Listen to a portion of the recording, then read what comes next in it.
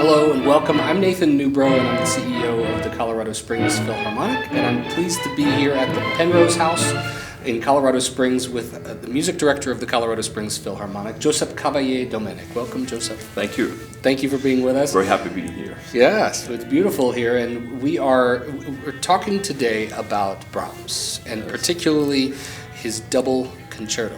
Yeah. The last concerto he ever wrote. Actually, it's the last concerto he ever wrote, so we can say it's a maturity piece, so a piece that he wrote when he was very old.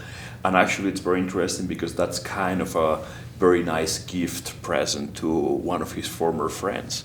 Because if we see that Brahms wrote his violin concerto many years before that for Joseph Joachim, which was the biggest soloist or the biggest violin player at the time.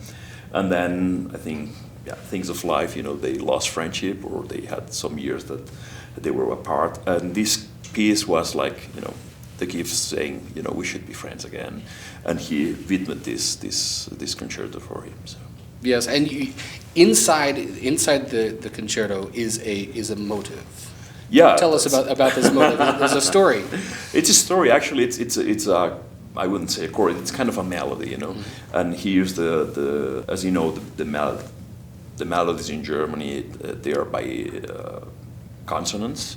So he used the F, he used the A, and he used the E, which means frei aber einsam, which means free but alone.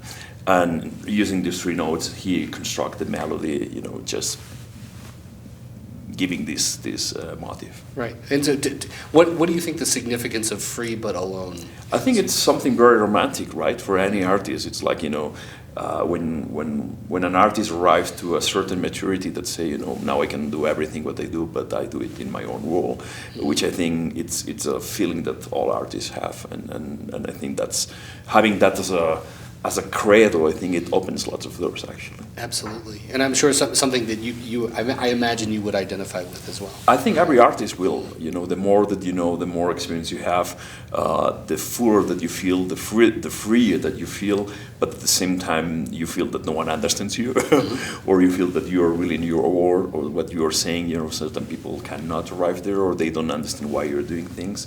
And I think that has to do with art in general. And at that time, being his last piece and being, talking about a very old relationship, I think it makes sense. So.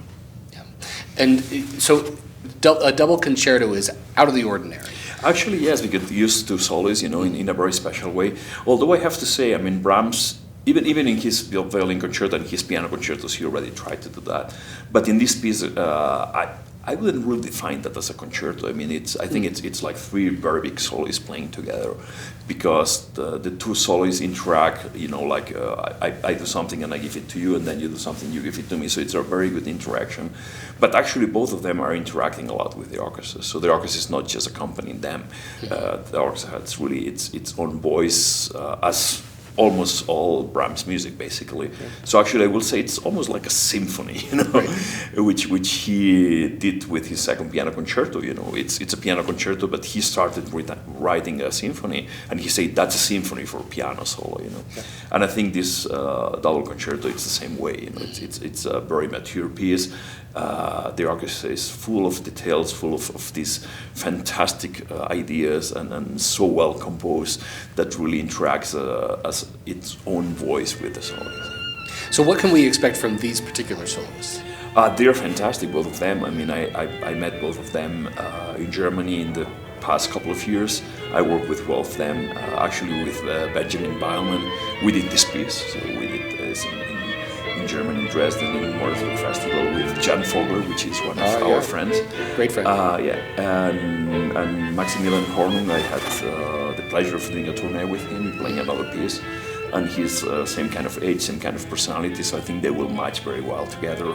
And I think they can bring full of energy to this piece for us in Colorado Springs. Well, thank you for bringing them to Colorado Springs, and thank you for bringing this piece. We hope you'll come join us for the double concerto of Brahms.